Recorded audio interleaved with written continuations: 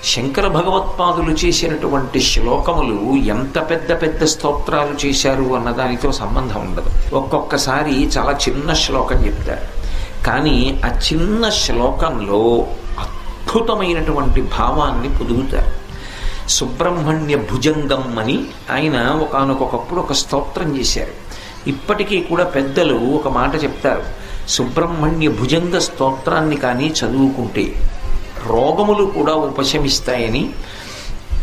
సుబ్రహ్మణ్య భుజంగ స్తోత్రాన్ని ప్రతిరోజు నియమంగా చదువుకునేటటువంటి అలవాటు ఉన్నవాడికి చిట్ట చివర జ్యోతిస్వరూపంతో సుబ్రహ్మణ్యుడు దర్శనమిచ్చి స్కందలోకానికి తీసుకెళ్తాడు అంటారు. అంత శక్తివంతమైనటువంటి సుబ్రహ్మణ్య భుజంగాన్ని తిరుచెందూరు అని సముద్రపుటున్న ద్రవిడ దేశంలో ఉంది క్షేత్రం. ఆ తిరుచెందూరులో కూర్చుని శంకరాచార్యులు వారు రచన చేశారు. శంకర భగవత్పాదులు చేసిన